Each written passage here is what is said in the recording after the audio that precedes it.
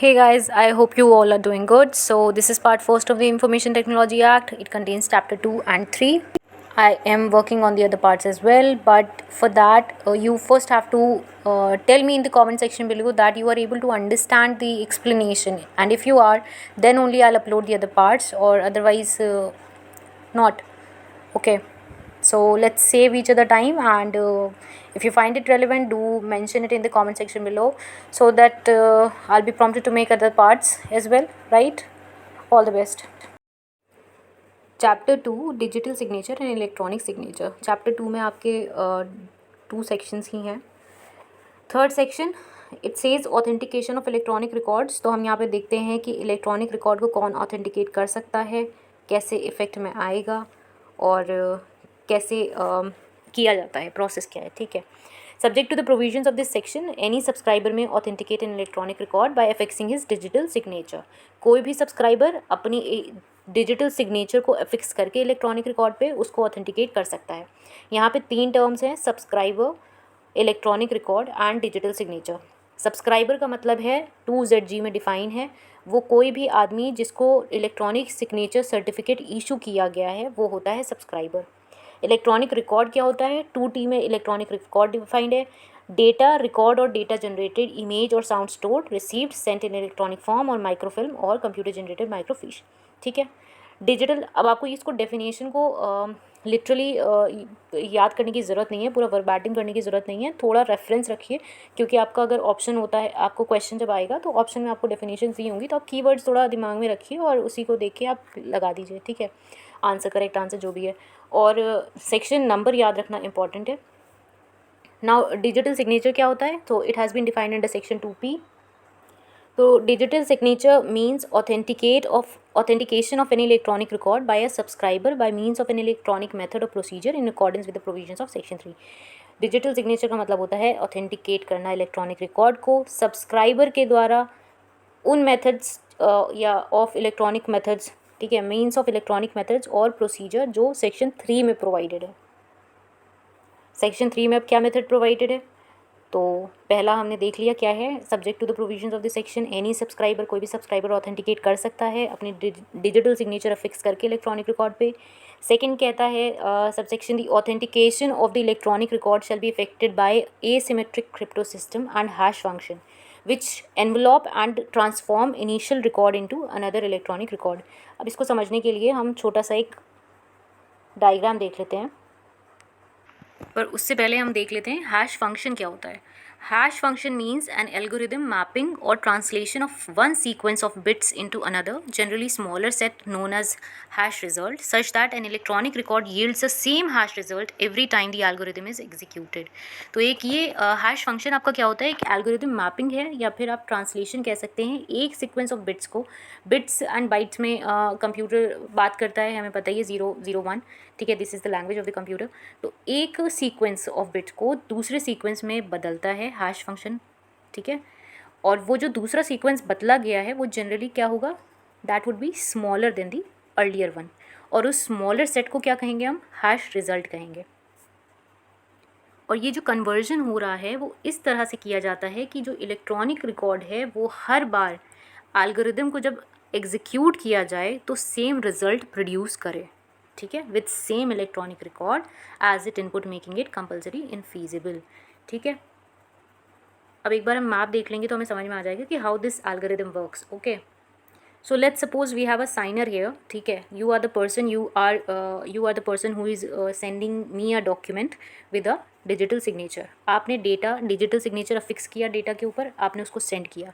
अब वो जो आप सेंड कर रहे हैं इसमें आप इनक्रिप्ट करेंगे, ठीक है, आप इसको इनक्रिप्ट कर देंगे, और इनक्रिप्शन के लिए आप यूज़ करेंगे एक प्राइवेट की जो आपके पास होगी।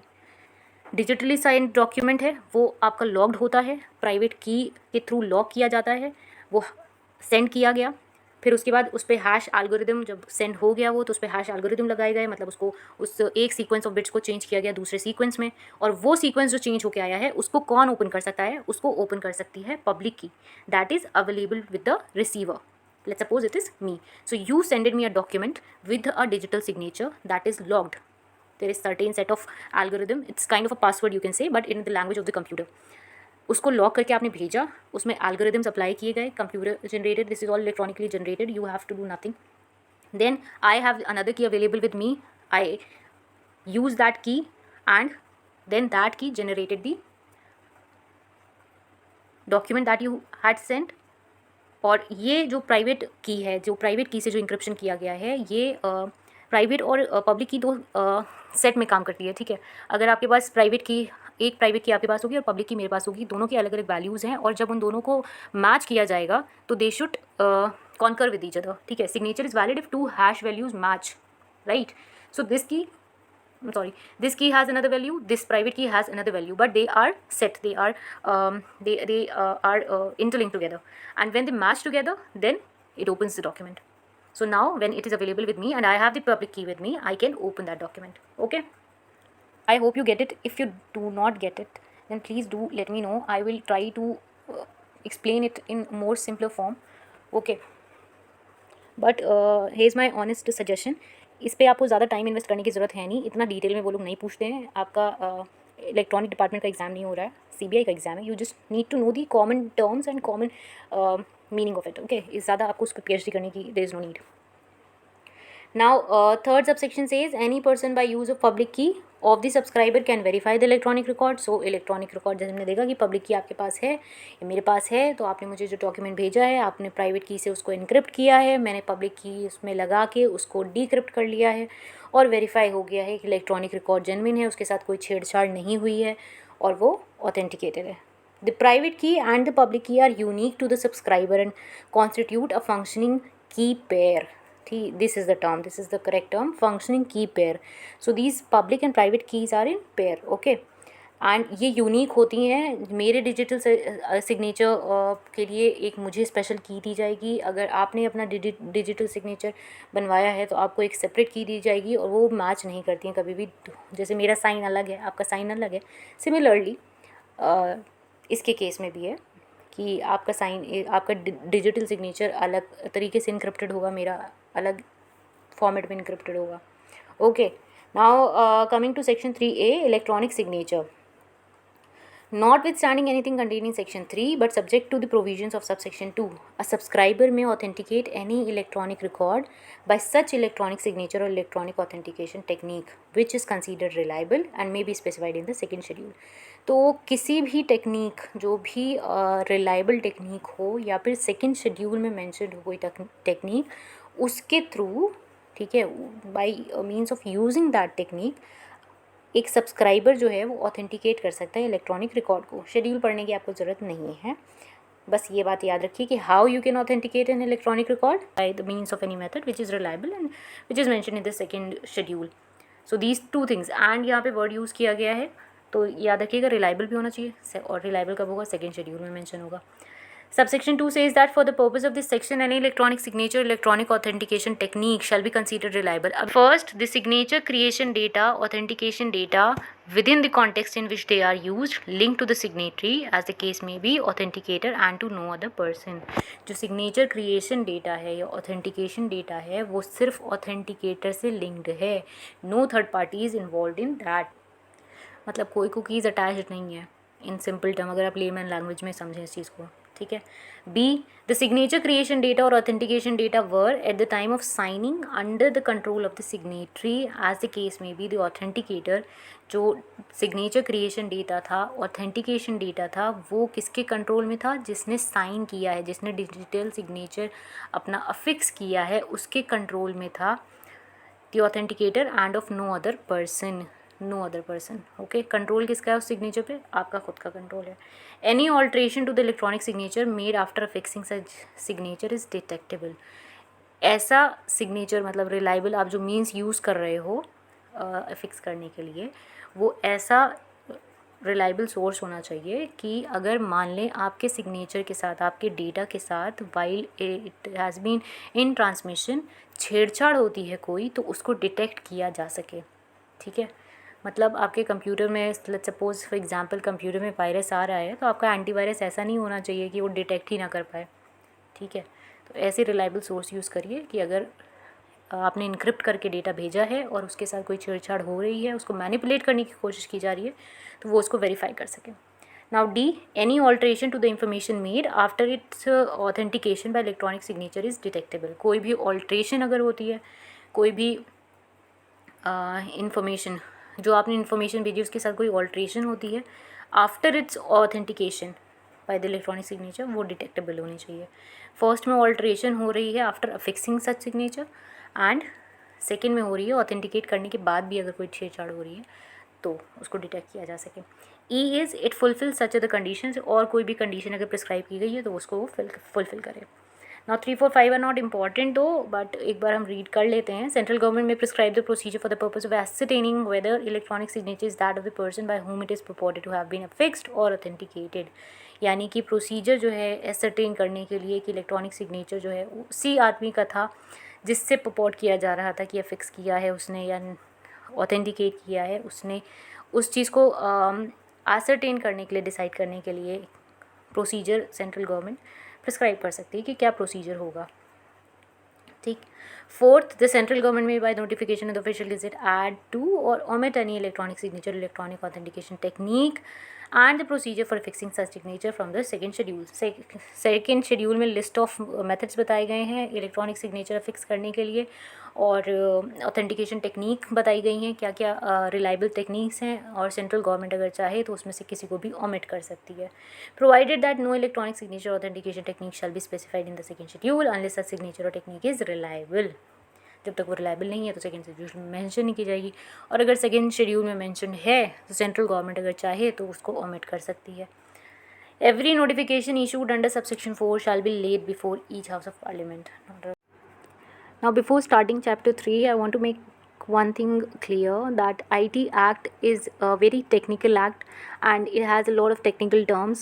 अभी लेकिन वो सिर्फ स्टार्टिंग में ही है आपका, starting first I guess second chapter is little bit difficult and it has only 2 sections.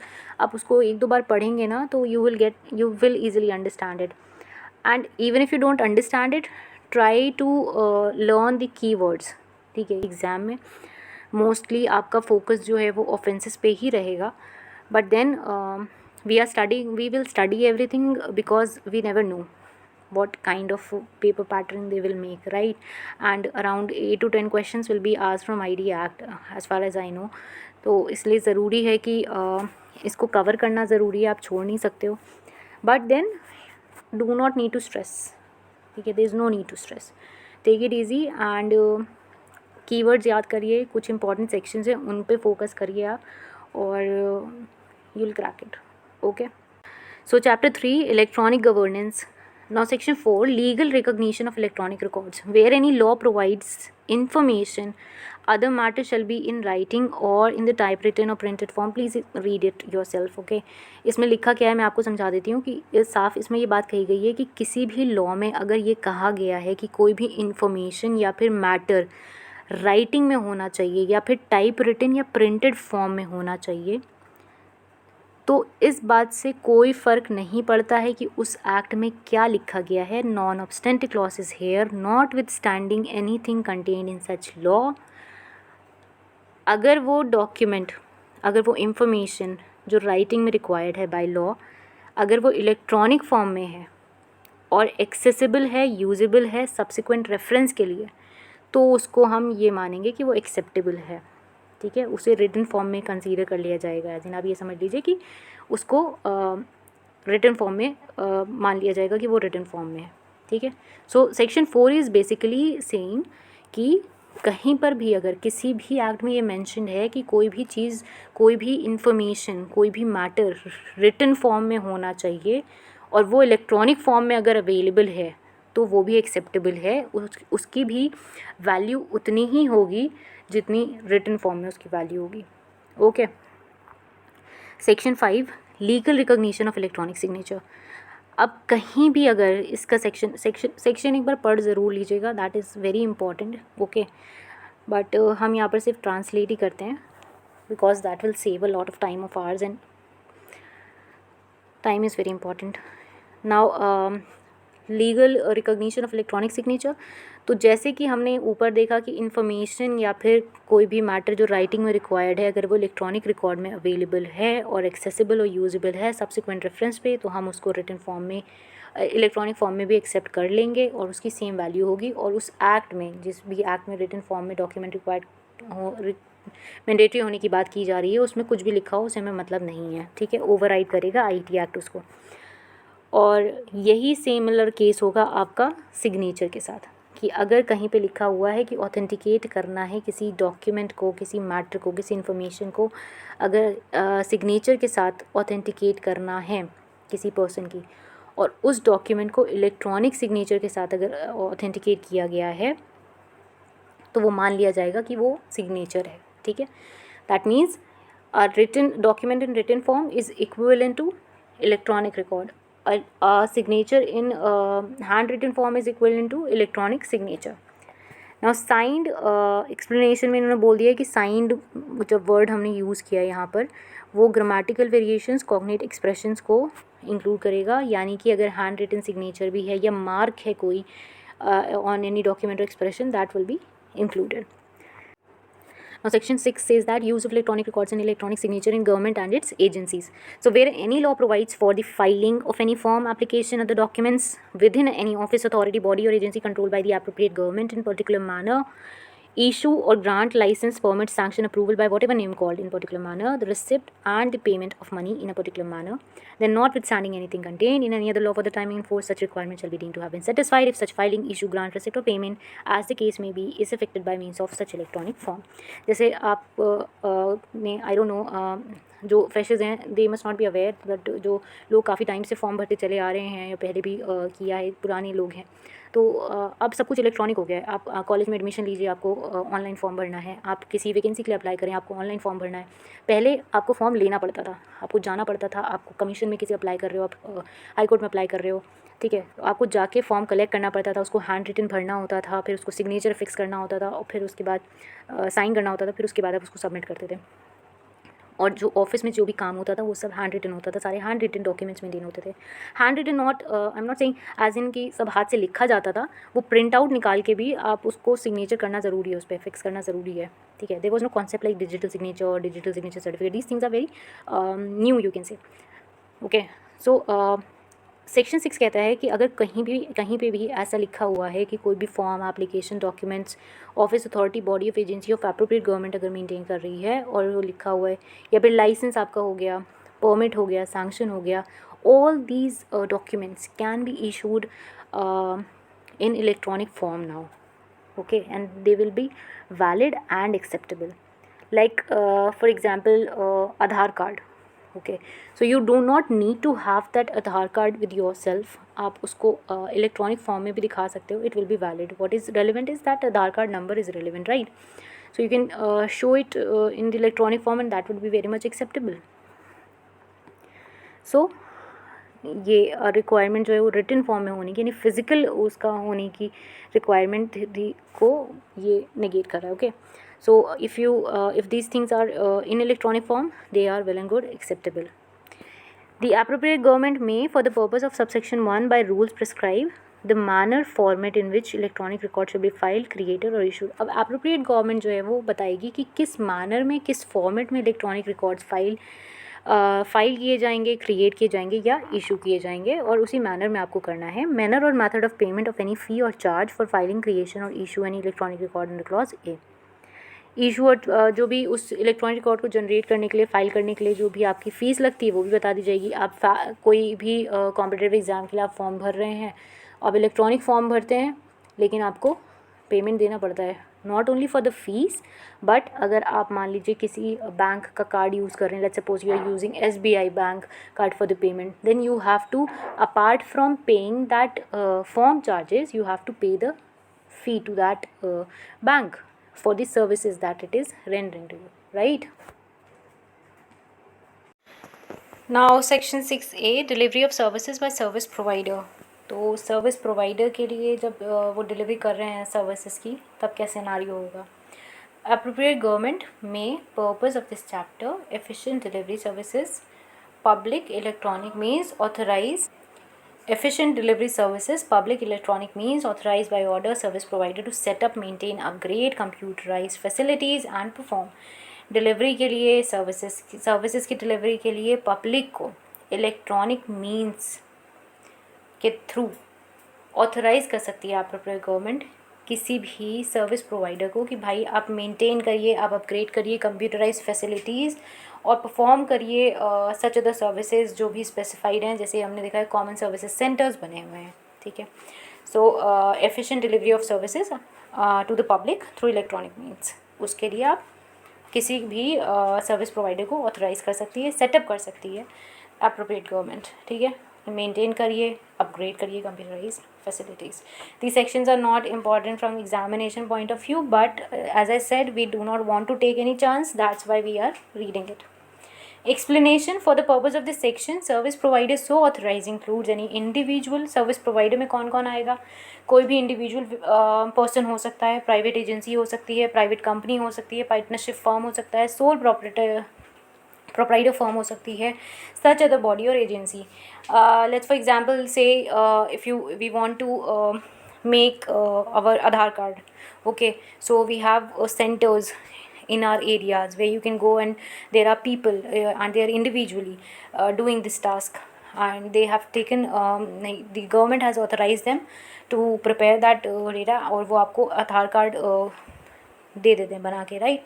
अब आई गेस अब ये सारा काम बैंक्स को दे दिया गया है और बैंक्स ही मेनली फंक्शन करते हैं, बट अर्लियर आप इंडिविजुअली जाके भी कुछ लोग होते थे जिनको ये दे दिया जाता था, CSC होते हैं, कॉमन सर्विस सेंटर्स होते हैं, वहाँ पर उन लोगों को ऑथराइज़ कर रखा है गवर्नमेंट ने कि आप ये प्रोवाइड कर दो, बना के दे दो, ठीक है। तो ये आपके कुछ एग्जाम्पल हैं। The appropriate government may also authorize any service provider authorized under subsection 1 to collect, retain and appropriate such service charges.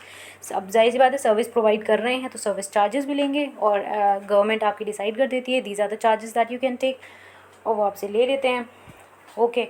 इसमें आपके बैंक्स भी हो जाएंगे, जैसे मैंने बताया था कि फॉर्म भरने के लिए आप यूज़ कर रहे हो, उनकी सर्विस यूज़ कर रहे हो, राइट। एंड वो क्या है, आपकी प्राइवेट एजेंसी हो गई, कंपनीज हो गई, आप उनकी सर्विस यूज़ कर रहे हो तो they will charge for that, right.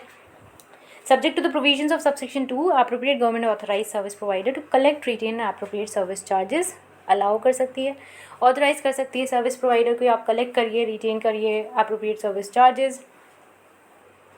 And it is not important कि जिस कोई एक्सप्रेस प्रोविज़न, जो भी एक्ट, रूल, रेगुलेशन, नोटिफिकेशन जो है वो सर्विस प्रोवाइड करने के लिए जो एक्ट बनाया गया उसमें स्पेसिफिकली चीज़ मेंशन हो चाहे ना हो, इससे फ़र्क नहीं पड़ता है। Under this section appropriate government authorise कर सकती है उस प्रोवाइडर को, सर्विस प्रोवाइडर को, कि आप चार्ज ले सकते हो, रिटेन कर सकते हो, right. The appropriate government shall by notification in the official gazette specify the scale of service charges which may be charged, collected. Now appropriate government specify कर देगी, ठीक है। शेल वर्ड यूज़ किया गया है यहाँ पर, यानी it is mandatory because capping is very important, otherwise they will charge anything randomly and they may exploit the situation. So government will set the scale of service charges which may be charged collected by the service provider. Now section 7 is retention of electronic records, where any law provides that document, records or information shall be retained for any specified period. कोई भी document, record, information को आपको retain करके रखना, उसको secure करके रखना है स्पेसिफाइड पीरियड के लिए, तो इलेक्ट्रॉनिक फॉर्म में भी आप उसको रिटेन कर सकते हैं, ठीक है।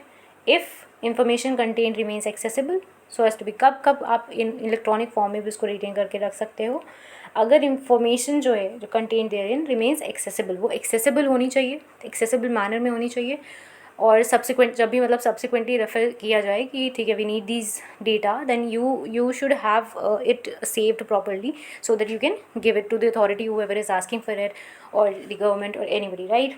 सो it should be accessible. B. The electronic data is retained in the format in which it was originally generated, sent or received.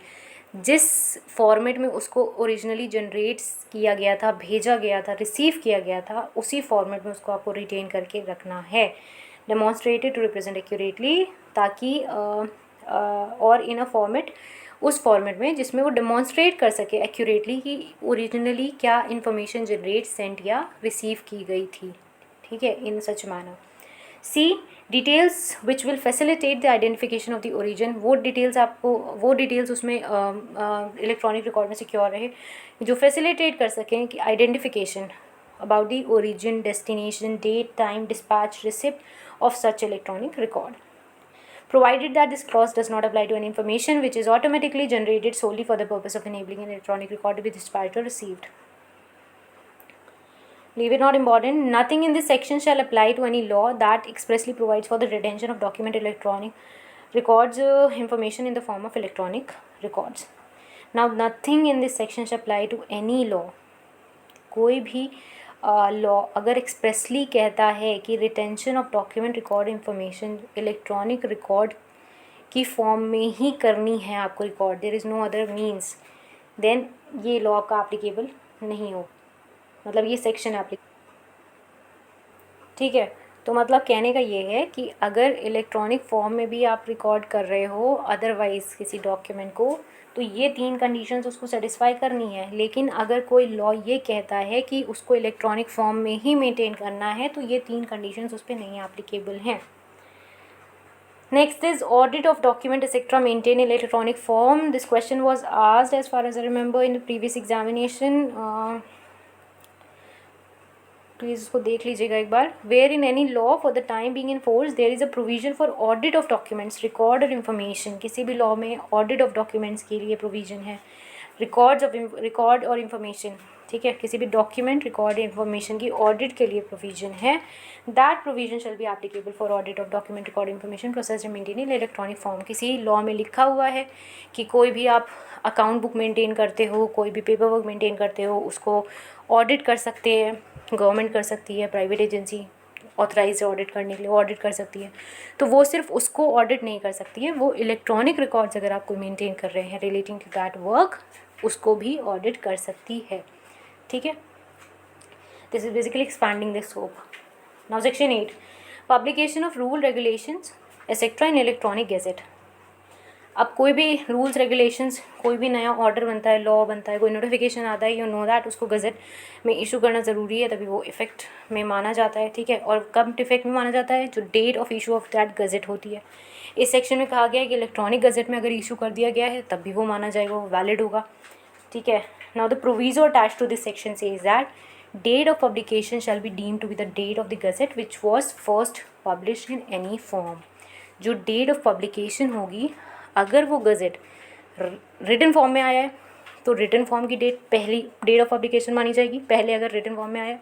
और अगर पहले इलेक्ट्रॉनिक फॉर्म में आया है तो इलेक्ट्रॉनिक फॉर्म की डेट जो है वो डेट ऑफ पब्लिकेशन मानी जाएगी। जिस भी फॉर्म में पहले इशू हुआ है वो उसकी डेट ऑफ पब्लिकेशन होगी। सेक्शन 9 से section 6, 7 and 8 not to confer right to insist documents should be accepted in electronic form. अब सेक्शन 6 कह रहा है कि सेक्शन 9 कह रहा है कि सेक्शन 6, 7, 8 में कोई भी बात किसी भी पर्सन को ये अथॉरिटी नहीं देगी कि वो इंसिस्ट करे किसी मिनिस्ट्री, डिपार्टमेंट या सेंट्रल गवर्नमेंट या स्टेट गवर्नमेंट या फिर अथॉरिटी बॉडी स्टैब्लिश्ड बाय और अंडर एनी लॉ और कंट्रोल और फंडेड बाय द सेंट्रल और स्टेट गवर्नमेंट, कि वो एक्सेप्ट करे, इशू करे, क्रिएट करे, डिटेन करे, प्रिजर्व करे कोई भी डॉक्यूमेंट इलेक्ट्रॉनिक रिकॉर्ड की फॉर्म में और effect any monetary transaction in electronic form. So these sections can not you can not enforce the government with the help of these sections कि आपको इलेक्ट्रॉनिक फॉर्म में करना पड़ेगा। गवर्नमेंट अगर चाहे तो वो हटा सकती है, ओमिट कर सकती है इस चीज़ को कि नहीं, अगर आप ये चीज़ कर रहे हो, आप इस चीज़ के लिए अप्लाई कर रहे हो या फिर आप ये पेमेंट कर रहे हो तो आपको इलेक्ट्रॉनिक फॉर्म में आप नहीं कर सकते हो, ठीक है। एक्सेप्शंस जो है वो गवर्नमेंट क्रिएट कर सकती है और आप गवर्नमेंट को इन्फोर्स नहीं कर सकते हो कि नहीं आप इसको भी इलेक्ट्रॉनिक रिकॉर्ड की फॉर्म में मेनटेन करवाइए या एक्सेप्ट करिए, okay. Now 10 is power to make rules by central government in respect of electronic signature. Central government अगर चाहे तो रूल्स बना सकती है किसी भी इलेक्ट्रॉनिक सिग्नेचर, क्या टाइप होगा उसका, क्या मैनर होगा, क्या फॉर्मेट होगा, क्या प्रोसीजर होगा आइडेंटिफाई करने के लिए, पर्सन जो है फिक्स कर रहा है उस इलेक्ट्रॉनिक सिग्नेचर को, उसको आइडेंटिफाई करने के लिए क्या मैनर होगा। Control processes and procedure to ensure adequate integrity, security and confidentiality of the electronic records of payment. तो ताकि इलेक्ट्रॉनिक रिकॉर्ड्स या पेमेंट्स की इंटीग्रिटी, सिक्योरिटी और कॉन्फिडेंशियलिटी को मेंटेन किया जा सके तो उसके लिए प्रोसीजर्स बना सकती है, प्रोसेस को कंट्रोल कर सकती है। 10A says that this is important section, I guess इसको पढ़ लीजिएगा, इसके ये आ सकता है, it's a good section. Right, it says validity of contracts formed through electronic means. So if any contract is formed or its proposal is communicated or it is accepted or revoked and accepted in electronic form, तो सिर्फ ये कह के कि उसका proposal acceptance या revocation electronic form में हुआ है तो वो नहीं, हम नहीं मानेंगे, रिटन फॉर्म होना ज़रूरी है, आप ये नहीं कर सकते हो। 10A कहता है कि an unenforced shall not be deemed to be unenforceable solely on the ground that such electronic form or means was used for that purpose. So you can use that purpose if any document has been formed, accepted, revoked, or any proposal is made or communication is made through electronic form, तो आप उसको unenforceable नहीं कर सकते, कह सकते हो। That would be very much enforceable, very much acceptable. सिर्फ इस ग्राउंड पे नहीं कर सकते, और वो कॉन्ट्रैक्ट ही वॉइड है या फिर वॉइडेबल है, दैट्स अनदर स्टोरी। बट इस ग्राउंड पे कि वो इलेक्ट्रॉनिक फॉर्म में है, आप उसको अनइन्फोर्सेबल डिक्लेयर नहीं कर सकते। Okay, so guys that's it for today. And I know ये वीडियो थोड़ी लेंदी हो गई है, आगे के पार्ट से इतने लेंदी नहीं होंगे, इसमें एक्सप्लेनेशन थोड़ी ज़्यादा थी। And I hope to see you guys in the next video. Bye bye, take care.